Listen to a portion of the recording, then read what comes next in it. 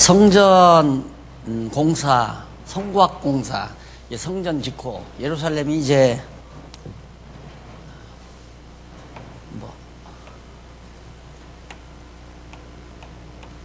성곽이 이런 식으로 돼 있잖아요. 성곽은 이렇고 이제 성전이 이렇게 지어지는데 성전 짓고 성곽 쌓고 하는데 이방인들이 이제 겁난 거예요.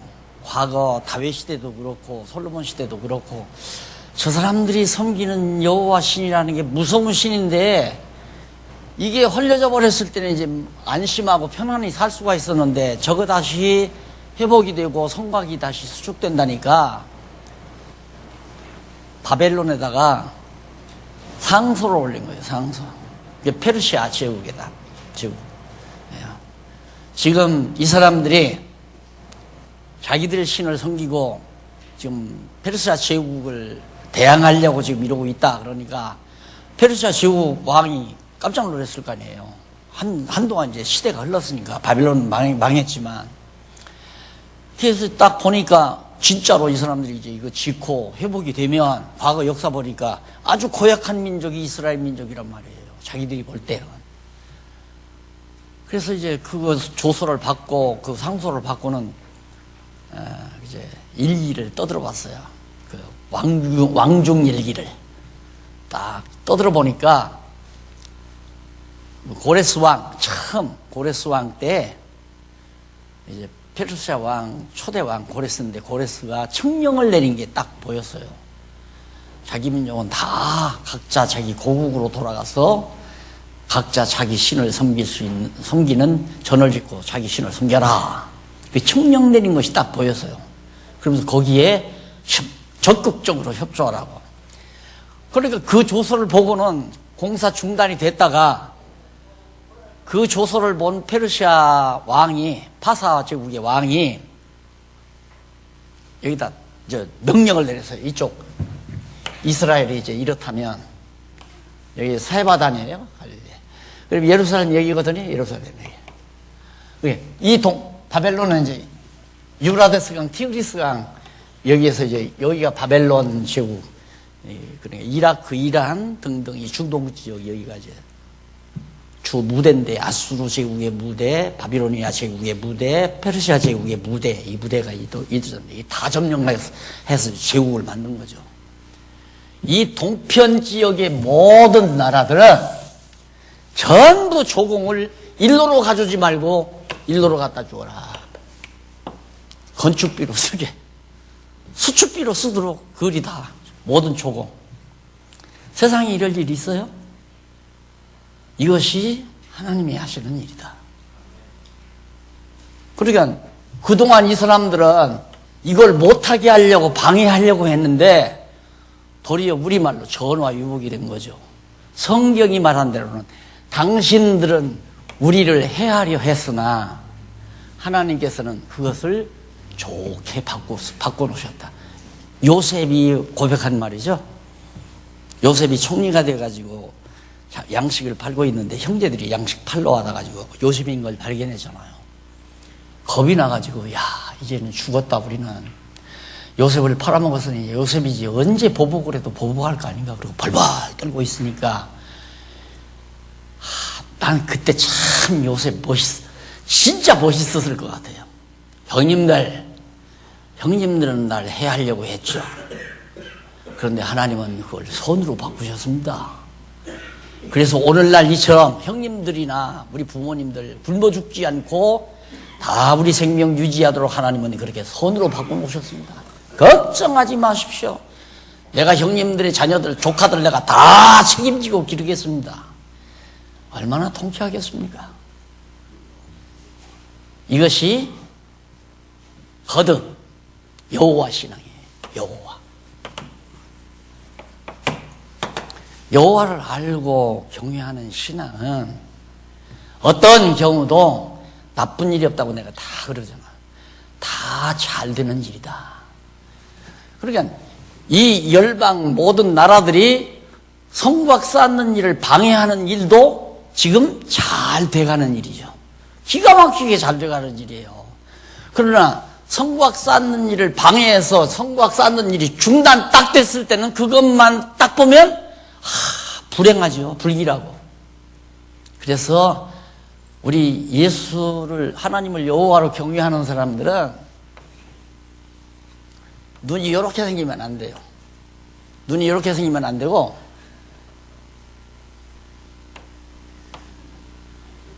이렇게 생겨야 돼요. 넓게, 길게, 출생해서 사망할 때까지 내 일생 전체.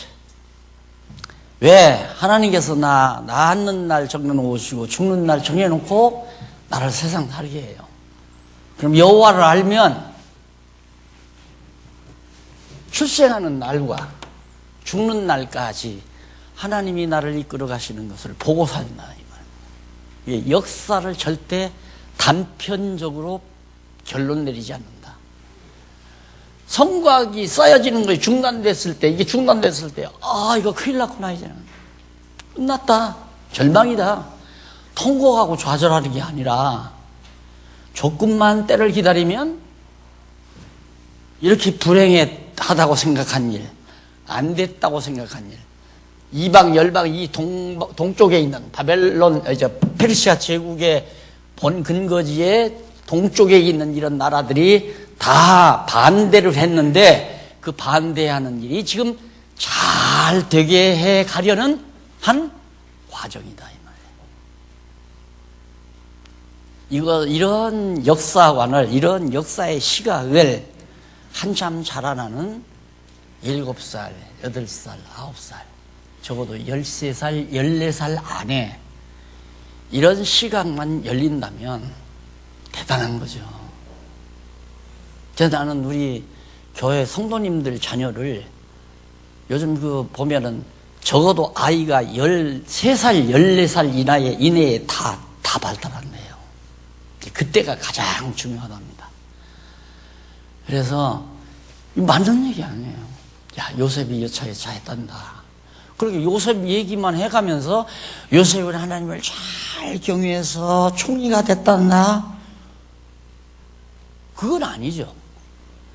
요셉의 형제들이 미움받은 거, 아버지 사랑받은 거, 감옥에 갇힌 거, 억울하게 당한 거 다 얘기를 해주면서 이렇게 억울함을 당하고 고통을 당해도 요셉은 여호와 하나님을 의지하고 경외하며 살아간다.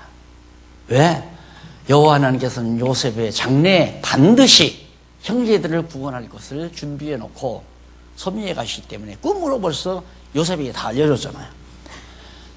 그런 성경 가르침을 어렸을 때 딱 들어놓으면 그리스 신화 100편, 1000편 읽은 것보다 훨씬 폭넓고 깊이 있는 인생을 산다 이거죠. 우리 성도들은 그런 거 없잖아요. 그러니까 우리 성도들도 이런 이제 시각을 갖게 만들어야지. 넓게 보는 거. 내 일생, 나는 여기가 끝이 아니다. 주저앉지만 말자. 그래서 저는 가끔 이제 강의하면서 어려우십니까? 고통스러우십니까? 주저앉지만 마십시오. 이 말 하는 거예요. 견뎌라 이 말이야. 왜? 반드시 해로운 것이 선한 것으로 바뀌는 날이 하나님의 택한 백성에게는 보장되어 있으니까. 그 얘기죠. 기가 막힌 장면이에요. 이렇게 해서 여호와 하나님, 언약대로 이루시는 성전 회복한다고 하신 하나님, 성곽이 회복한다고 하신 하나님, 유다 백성 이스라엘 자손들이 다 회복된다고 선지자들을 통해서 예언하신 하나님이, 언약의 근거에서 예언하게 하신 여호와 하나님께서 그 예언대로 다 이루어지게 만들잖아요. 그래서 말라기에 이제 딱 가보면 넘어가서 말라기가 이제 성전 회복되고 성곽까지 이 성전이 다 세워졌어요. 그리고 성곽도 다 쌓여 다 회복이 됐어요. 그럼 예루살렘 성이 완전히 회복됐잖아요. 그럼 그 다음 뭔가 성전만 회복되면 뭐예요? 제사가 회복이 돼야죠. 제사가. 그래서 그것이 말라기 선지자가 예언한 겁니다. 자, 제사 회복 약속이 바로 400페이지 중간 조금 내려와 보면 가로 없는 2번 제사의 회복 약속이 나옵니다. 그런데 제사를 회복시키면서 뭐라고 그러냐면 1장에서 2장까지 제사의 부패를 책망을 해요. 자, 이게 어떻게 된 거예요 도대체? 자, 그럼 아까 이거 좀 다 지웠는데요.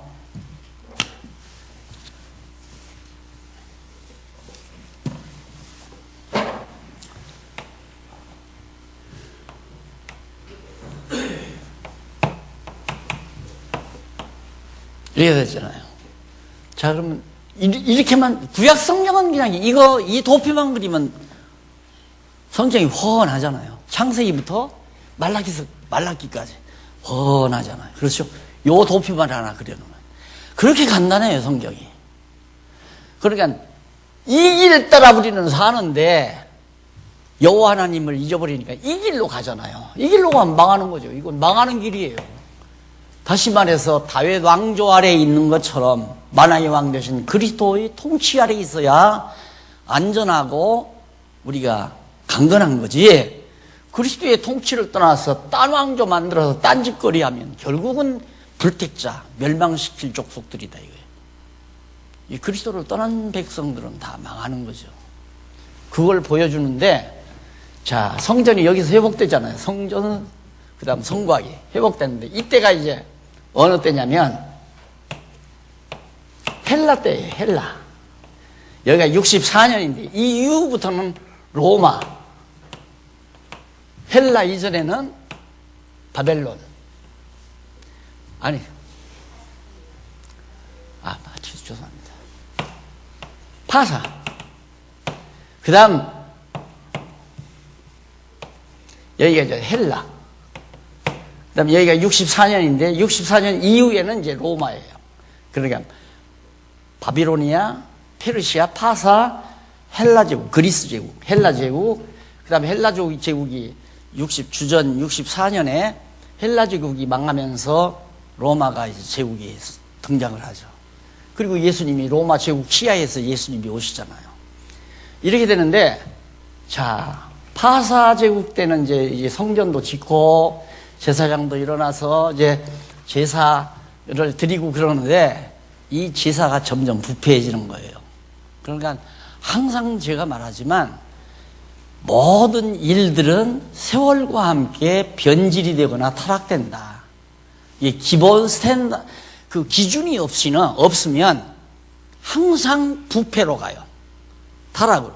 그러니까 인간도 그러잖아요. 처음에 새 아파트 해서 딱 이사 가면 이틀이 멀다고 쓸고 닦고 정리하고 난립니다. 그러나 2년 살고 3년 살아. 일주일에 한 번씩, 그 다음에는 열흘에 한 번. 그냥 져버리고 말고, 여기도 빨래 한 보따리, 저기도 빨래 한 보따리. 그만큼 우리 생활이 이제 부질서해지는 거죠. 세월이 가면. 똑같은 거예요. 그러니까 이스라엘 백성도 돌아와서 그 정말 포로 시대에 살면서 성전 여호와 하나님 경외하지 못하니까 처음 와서야 잘했죠. 근데 점점 갈수록 어떤 일이 일어나냐면 11조를 가져오잖아요. 11조 가져오면 양이 예를 들어서 10마리가 났으면 다 살펴봐야 돼요. 어느 병든 놈 없나, 어디 흉터 있는 놈이 없나, 어디 절름거리는 놈이 없나, 그런 건 다 빼야 돼요. 빼고 다 건강하고 흉터도 없고 깨끗한 양으로 한 마리 골라서 11조로 가져야 한단 말입니다. 그래야 그 놈을 제물로 드려서 하나님 앞에 제물로 드리죠. 그런데 세월이 가니까 어디 그래요? 그러니까 똑같아요. 처음 예수 믿으려고 교회 딱 나오면 목사님 말씀을 순진하게 들어요. 정성을 다해서 연보를 해야 됩니다. 그러니까 깜막 잊고 연보할 돈을 은행에 가서 새 걸로 안 바꿨다 이 말이에요. 근데 구부러진 것들이 있으니까 이 순진한 성도가 아침밥 먹고 일어나 대리미로 다 돈을 대려요. 바닥에. 10,000원짜리, 50,000원짜리 싹 대려가지고 딱 해서 정성들을 다. 그게 이제 초신자들이 하는 일이에요.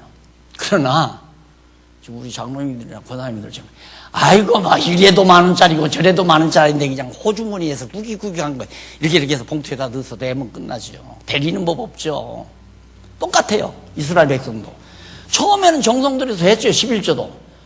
그런데 그 다음 점점 하면서 다리 저는 거, 눈먼 병신, 피부병 있는 거 그런 것들을 못 쓰잖아요. 그런 것들을 마리수만 채워서 11조로 가져오는 거예요. 그래놓고 성전에다가 떡을 차리는 것도 항상 매일 김이 무럭무럭 나는 걸로 다 갖다 해놔야 돼요. 그리고 불도 늘 저녁 석양이 되면 어두워지면 등불을 밝히고 그 다음 해가 떠오르면 등불을 끄고 정성스럽게 그렇게 하는데 떡을 한번 갖다 놓으면 곰팡이 있을 때까지 그냥 놔두는 거예요. 왜? 뭐 어저께 갖다 놨는데 뭐 떡 그대로인데 뭐 누가 와서 잡수는 것도 아니고 가져가는 것도 아니고 아이고 귀찮다 그냥 놔둬라. 그렇게 일주일이 열이고 그냥 가다 보니까 떡이 다 곰팡이들 쓸고 짐승 같은 것도 병신들 다 잡아서 그냥 재물 드리고 그러니까 그래서 말라기 선지자가 제사 그거 하지 말아라. 더럽고 치사서 안 맞는다 이게. 올바른 제사를 회복하겠다. 그게 바로 제사 부패한 제사 거기 나오죠. 제사의 부패를 책망해요. 너희를 왜 그렇게 더럽고 치사한 짓을 하느냐 그러면서 제사장들에 대해서 책망을 하고 백성들에 대해서 책망하고 제사장들도 뭐 눈먼 놈 드리고 싶어서 드렸나? 백성들이 눈먼 거 가져오니까 눈먼 걸로 제물을 드렸죠. 그렇게 하나님께서 선지자가 이제 제사가 부패하는 것을 책망하면서 제사장 책망하고 백성도 책망하고 그러면서 제사 회복을 약속해요. 그 3장에서 4장 나오는데 제사 회복을 하는데 첫째 나타나는 게 뭐냐? 언약의 사자가 나타난다. 예, 언약의 사자가 약속되는 내용이에요. 언약의 사자가 임하면 악인에게 증거할 것을 약속하고 돌아와 온전한 11조를 드리면서 복 주실 것을 약속합니다. 이 얘기를 듣고 이제 온전한 11조 얘기가 나오는 거예요. 이게 뭐냐면 그 뒤에 13절로 15절 3장 여호와께 완악한 말로 대적한 백성의 죄를 책망을 하면서 엘리야 선지자 약속을 합니다. 이게 언약의 사자예요. 그러니까 엘리야 선지자가 나타난다. 그러면 엘리야 선지자가 누구냐면 예수님 오시기 전에 6개월 먼저 나타난 세례요한이죠. 세례요한. 제자가 물었어요. 예수님께. 예수님, 아니 예수님이 오시기 메시아가 오시기 전에 엘리야가 온다고 그랬는데 왜 엘리야가 안 옵니까? 그러니까 너희가 믿을진데 세례요한이 오리라 한 엘리야다. 그러니까 세례요한 나타날 걸 예언을 해요. 왜? 이제 제사 온전한 11조를 드리는 그런 일이 벌어지게 하시려고. 그럼 온전한 11조가 누구겠어요? 뭐겠어요? 진짜 완벽한 영원한 제물이신 예수 그리스도가 온전한 11조 맞잖아요. 그런데 이 성경을 읽고 온전한 11조 드리라고 했는데 왜 월급 255만 원을 탔으면 5만 원에 대한 11조도 내야지. 왜 250만 원만 딱 계산을 해서 5만 원 11조는 떼먹었냐. 오죽하면 신청으로부터 사과 한 상자 들어왔으면 거기서 11조 띄라 이거예요. 그게 온전한 11조다 이거야. 다 그렇게 가르쳐주나요? 목사님 그렇게 가르쳐주나요? 안 묻잖아요. 왜? 그렇게밖에는 선배들이 안 가르쳤으니까. 선배들이 가르치는 게 다 그거란 말입니다. 그러니까 정말 언약의 사자가 오기 전에 누가 오냐면 세례요한 엘리야가 온다 이 말이에요. 그러면 예수 그리스도가 오시기 전에 세례요한이 올 것 말라기 선지자가 딱 예언했잖아요. 그렇죠? 광야에 외치는 자의 소리가 나타난다. 그게 세례요한 아닙니까? 그런데 진짜 이제 신약으로 넘어가잖아요. 신약으로. 오늘 연수 오신 우리 목사님들이 이제 어제 신약 복음서 배우셨죠? 신약 이제 복음서 오늘 이제 아마 사도행전부터 계시록까지 이제 오늘 오후에 계속해서 공부하게 될 겁니다. 이 넘어오는 장면이 기가 막히잖아요. 제발 이제 11조 그런 거 가져오지 말라 이거야. 더럽고 치사해서 안 맞는다 그거. 여러분 같으면 밖에서 나 이런 얘기하다가 꼭 기억나는 일이 있어요. 제가 처음에 교회를 하나 성남 은행동 거지촌에 가서 한번 한 일이 있어요. 몇 년 학교 다니면서. 근데 불쌍하다고 명절 후에 목사 한 분이 찾아오셨더라고요. 찾아왔는데 딱 가면서 선물을 하나 놓고 가요. 딱. 그래 간 다음에 풀러보니까 넥타이라 강의할 때 설교할 때 넥타이 샤워하라 이거지. 이게 꿀러보니까 불똥 떨어져서 구멍 난 거야. 여보 그거 갖고 와. 내 성질 고약하잖아요. 발에 딱 받고 쓰레기통에 집어쳐놔버리고 말았죠. 사람도 뒤에 구멍 났는데 그거 참으면 어때요? 그런데 기분 나쁜 게 뭐냐면 야 가난하고 초라하니까 날 무시했구나 그 생각하니까 자존심이 팍 상하잖아. 내가 안 참으면 안 참지 이걸 안 한다.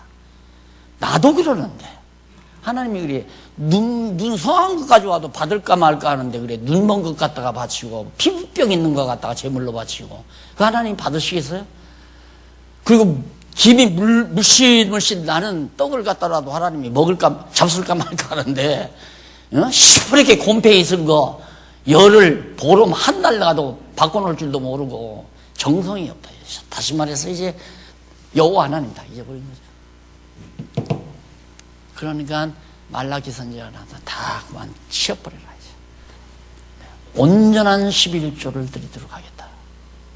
그래서 그 온전한 11조를 드려서 제물로 받으실 징조가 뭐냐면 언약의 사자가 나타나는데 반드시 엘리야가 먼저 온다. 그 엘리야가 누구냐면 오실이라 한 엘리야가 세례 요한이 엘리야다 이 말이에요.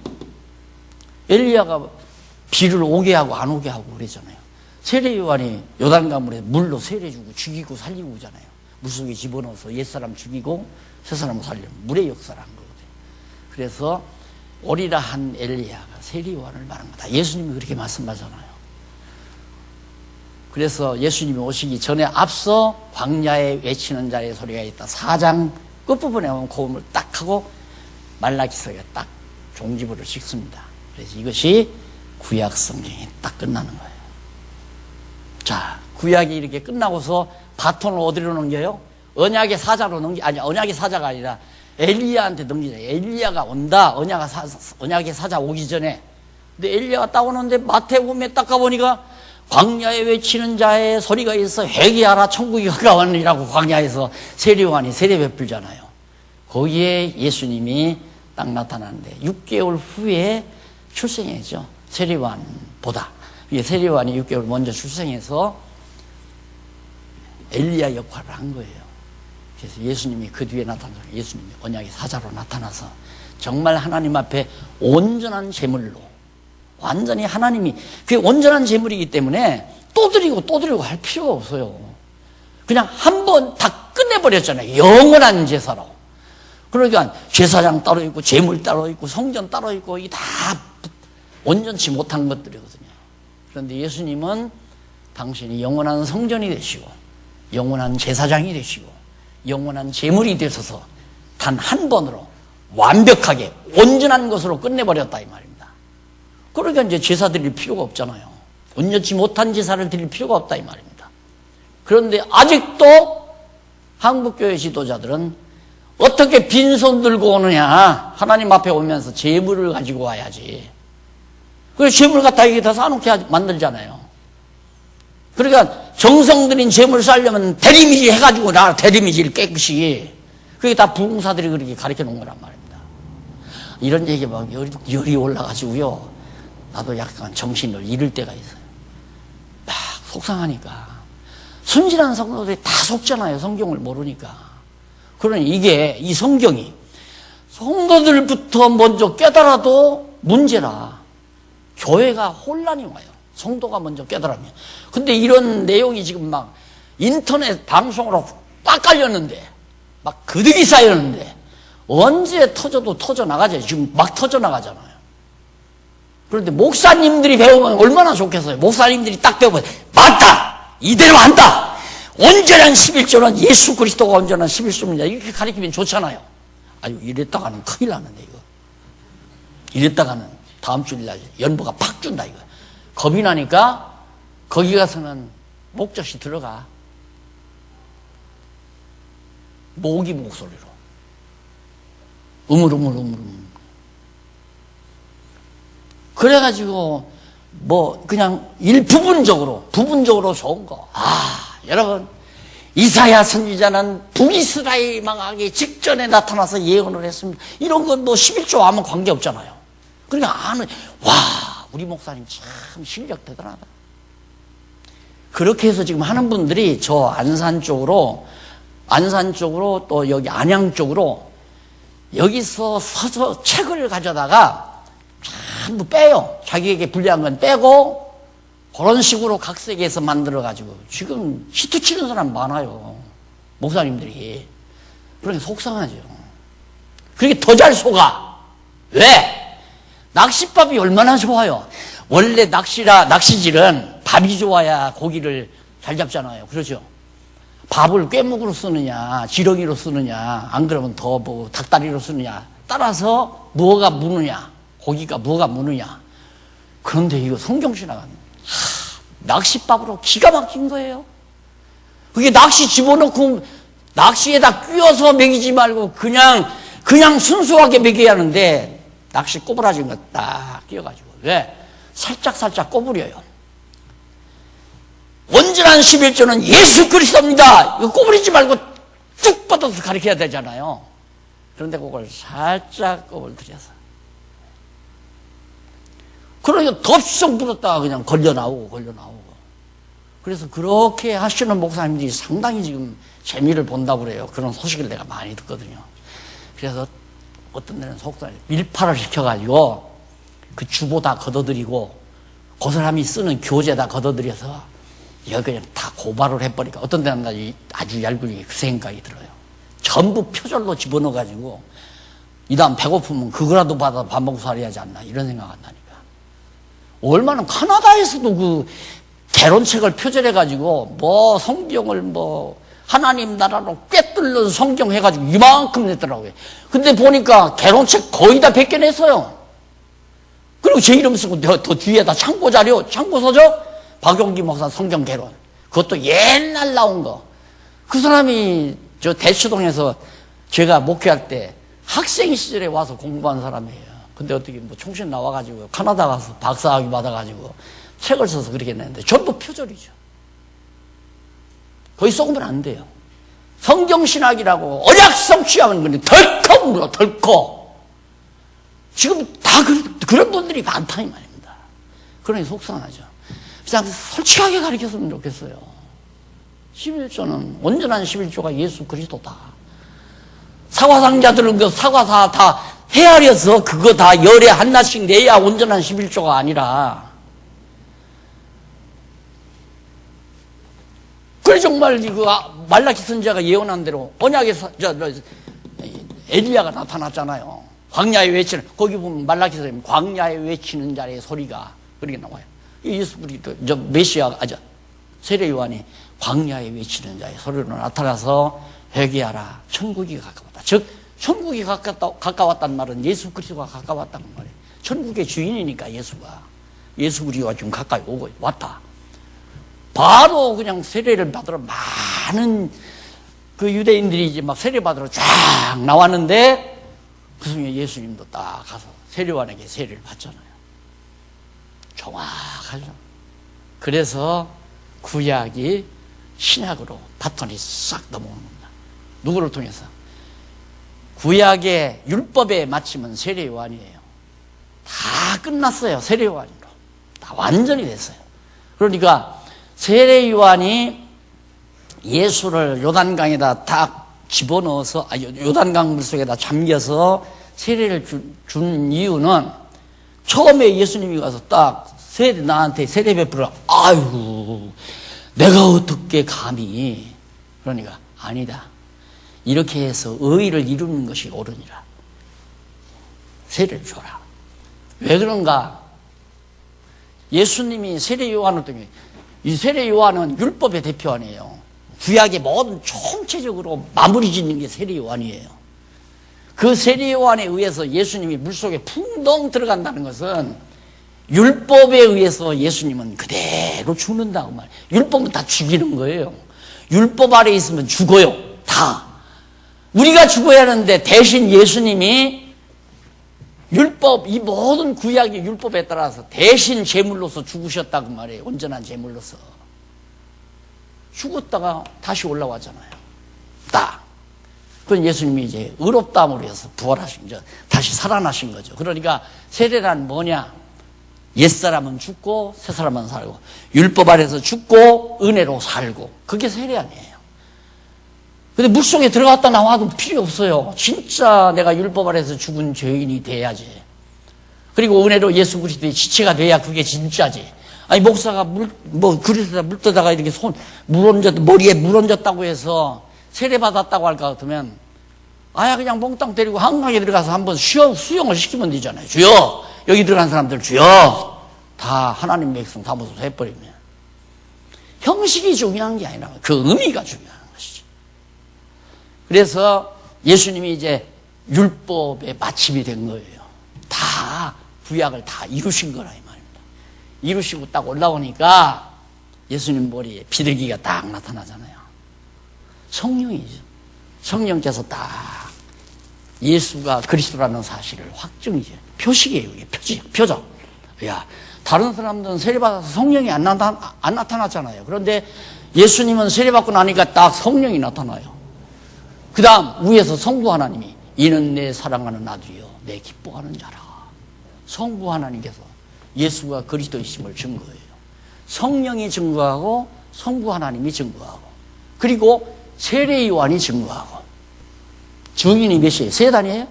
율법에 두세 증인이 있어야 정죄한다고 그랬어요. 두세 증인. 그러니까 진리가 되려면 두세 증인이 있어야 돼요. 참이 되려면. 그러니까 세례 요한이 증거하고 성령께서 증거하고 성부 하나님이 증거하고, 이만하면 예수님이 구약에서 여호와께서 언약하신 메시아, 틀림없죠. 이는 내 사랑하는 아들이다. 회개하라 천국이 가까웠다. 메시아는 천국의 머리시니까, 왕이시니까. 그래서 예수는 그리스도다. 이게 이제 예수는 그리스도다. 이게 이제 신약의 주제예요. 신약만의 주제. 구약의 주제는 하나님은 여호와시다. 얼마나 간단해요. 이거 가리키는데 몇십 년 가리킬 건 뭐 있어요, 그냥. 그런데, 죄송해요. 이런 얘기 다 자꾸 하려니까. 내가 언젠가도 그런 얘기 했지만, 우리 딸 하나가, 아빠, 한꺼번에 가르쳐 주지 마. 뭐가 한꺼번에 가르쳐 줘? 조금씩만 가르쳐 주래요. 그러니까 엿장사가 한복판 가지고 나와서 조금씩 띄워줘야 떨어진 고무신짝 한 리어크를 싣고 나갈 수 있잖아요. 그런데 코올리기 이쁜 놈이 고무신짝 한 건 달랑달랑 들고 와서 아저씨 엿주세요. 옛날 얘기예요. 엿주세요. 야, 너 어떻게 그렇게 예쁘게 생겼냐. 이 양반이 애기 예쁜 바람에 그만 엿을 그냥 뭉떡뭉떡 그냥 한 주먹덩어리만 이렇게 대개씩 띄워줬다. 엿 한목판 다 팔아도 고무신짝 한 리아가 안 돼요. 그 말이 조금씩 왜? 교인들이 미리 알고 똑똑해지면 목사한테 대들잖아요. 너 필요 없어. 너 없어도 우리 살아. 이럴까봐 성경 몇 구절 읽고 그냥 그거 도닥질하고 앉아있는 거야. 주일날. 바빠 죽겠는데. 나 지금 바쁘잖아요. 구약 가리키고 시작 가리키니까 바쁘잖아요. 왜? 나는 해먹으려고 안 해요. 그냥 빨리 가르쳐 주려고 하죠. 아까도 그런 얘기 했죠. 나는 지금은 그냥 가르쳐 주고 끝난다. 당신 나한테 배웠으니까 나한테 충성해. 이거 없어요. 진짜 없어요. 그리고 당신 나한테 배웠으니까 명단 적어가지고 연락처 다 전화번호 주소 적어가서 자주 공부 잘해? 또 공부하러 올 거야 안 올 거야? 오가서만 하고 말가서만 말고. 그게 내가 무슨 상관이 있어요? 자기 배고프면 올 거고 안 배고프면 안 올 거고. 나는 그냥 가르쳐 주다가 끝나서 하나님 오라면 가면 끝나요. 이제 김여수에게다 밥 먹여준다고 했으니까 밥 먹을 거 걱정도 없고. 제발 좀 그렇게 살았으면 좋겠어요. 우리 지도자들이 구질구질 그냥 모르니까 그랬죠. 그럼 알면 그냥 통째로 집어넣을 수만 있으면 하루 저녁에 집어넣을 수만 있으면 그냥 하루 전에 몽땅 다 전달해 주고 싶은데, 오늘 지금 몇 년 전부터 공부하신 선교사님 한 분이 그래요. 목사님, 화요일 날 10시부터 합니까? 10시부터? 아유, 내가 화요일 날 10시부터 꼭 나와서 공부를 해야 되겠어요. 들어보니까 해야 되겠죠. 그러니까 과거에 뭐 1박 2일 그런다고 하니까 나는 막 그동안에 다 그렇게 해줘야지 알아요. 그렇게 창세기부터 계시록까지 1박 2일 동안 딱 강의하고 다 알았다. 성경신학은 언약하고 언약대로 성취하는 것이 성경신학. 이거 안 게 다 성경신학인 줄 안다 이 말이에요. 그리고 그 다음 공부 안 해. 책도 안 봐. 그러니까 성경 읽고 딴소리 하죠. 온전한 11조. 여러분, 눈 먹은 것은 아닙니다. 정성 없는 건 아닙니다. 돈 조금이라도 떼먹으면 아닙니다. 100만 원이면 반드시 10만 원 꼭 채워서 해야 온전한 11조지. 이런 얘기 할 수밖에 없죠. 책을 안 보니까. 그러나 책을 딱 보니까, 내가 잘못 가르쳤구나. 이렇게 돌아가야 할 거 아니에요. 근데 공부 안 하니까. 그래서 답답한 거예요, 난. 예? 이번에도 우리 조원구 목사님 10대분 오신다고 그래서, 야, 이거 정말 잠자리가 모자라지 않으라 했더니, 온다고 해놓고 안 오니까 당신이 뭐 가서 어부 올 거요, 띠미 올 거요. 아니, 거의 뭐 오시기는 10여 넘게 오셨는데 하셔야 돼요. 공부를 안 하면 안 돼요. 안 하면 이렇게 공부하면 낚싯밥으로 쓰기는 딱 좋아요. 그러니까 지금 한국교회 목사님들이 여기 이 정보 안 사람들은 낚싯밥으로 쓴다니까. 그러니까 우리 교회 목사님이 성경 최고로. 절대 그리고 비밀이에요. 비밀. 그러니까 자기가 이 책 베껴서 이렇게 책 만들어가지고 박용기 목사 저라고 안 써요. 자기 이름 딱 써. 김암국의 저. 김서방 저. 이렇게 해서 딱 성도들에게 내놓으니까, 와, 우리 목사님 참 실력 대단하다. 도둑놈이죠. 지식 도둑놈.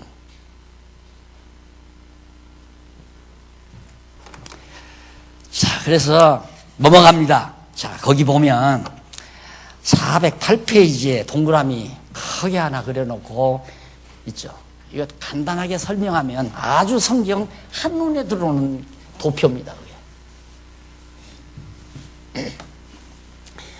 이게 슬라이드 내가 하거나 이거 파워포인트 하면 되는데 우리 이게 좀 약하대요. 그래서 불을 꺼야 되는데 그렇지 않아도 못생긴데 시커먼 데 있으면 꼭 그렇잖아요. 그래서 못하는데 그 도표가 뭐냐면 이게 이제 하나님이에요. 하나님. 영원하신 하나님.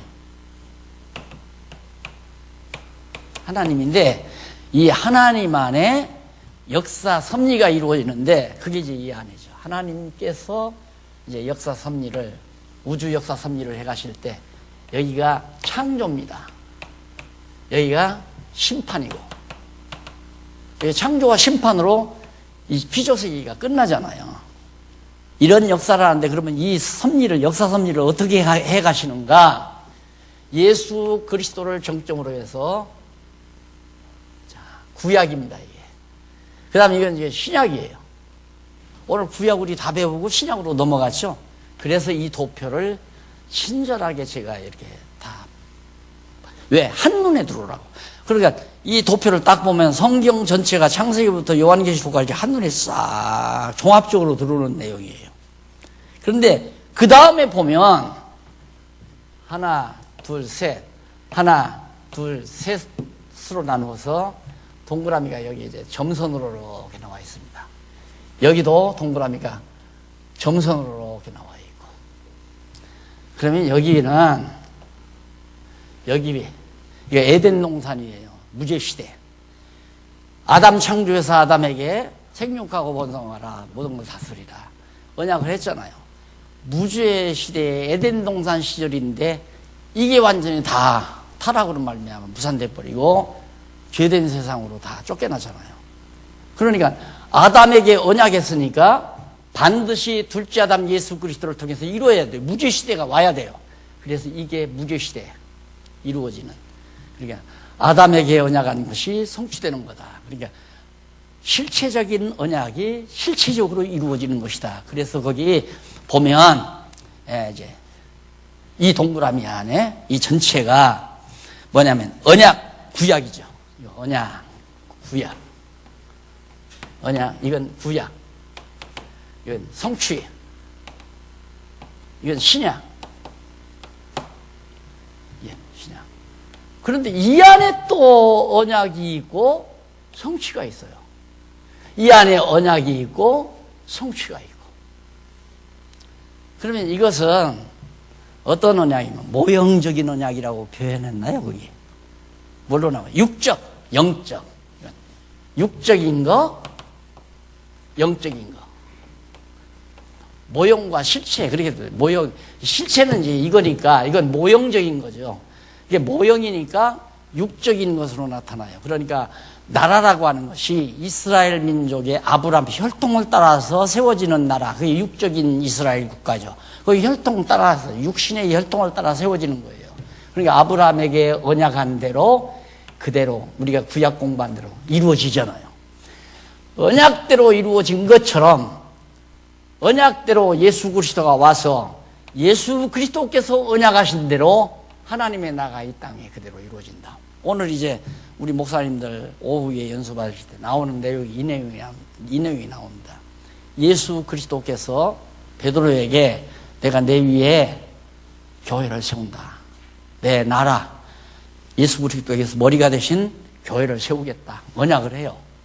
언약대로 그대로 성령 보내서 언약이 이루어지잖아요. 교회가.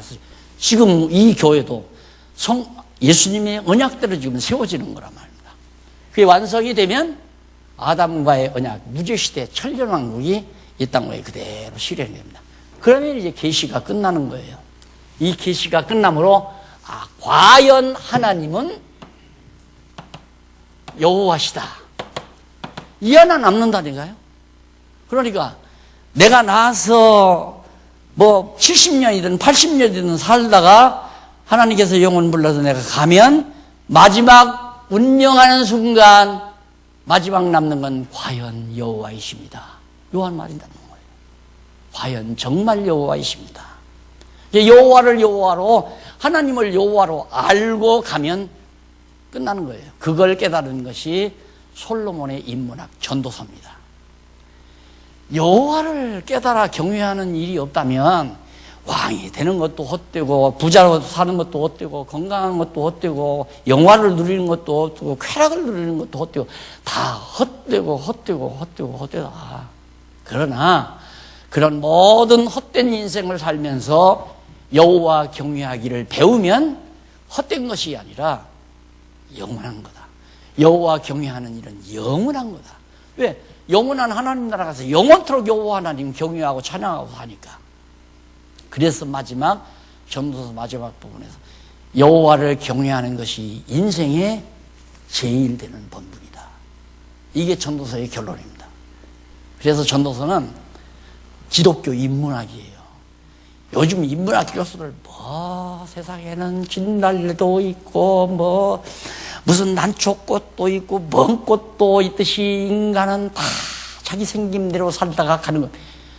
인문학 교수 나와서 다 감정 섞어가지고 들판에 가서 강의를 하는데 성경 모르면 들을만하죠.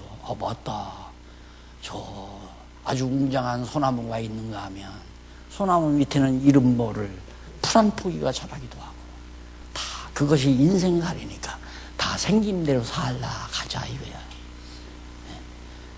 뭐요? 그건 어떻다는 얘기예요? 뭐 때문에 살아야 한다는 얘기예요? 그건 삶의 방법만 가리키는 거지 삶의 의미와 목적이 전혀 없는 인문학이 천하 없는 인문학 박사 교수를 할지라도 솔로몬이 내린 이 엄청난 결과는 못 내립니다. 그래서 기가 막힌 엄청난 인문학이 잠언서라고 지난번 구약 강의할 때 했잖아요.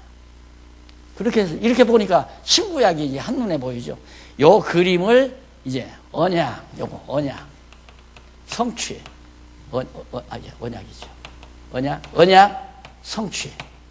여기는 육적으로 언약하고 육적으로 이루어지고 여기는 영적으로 언약하고 영적으로 이루어지고 그러니까 지상의 교회라는 게 영적 교회이기 때문에 영적 예배를 드리라는 거예요. 영적 예배. 육적 예배는 뭐 이런 건물 지어놓고 의식 만들어서 사회하고 무슨 일어났다 섰다 하면서 주문 외우고 그게 예배가 아니다 이 말입니다. 그건.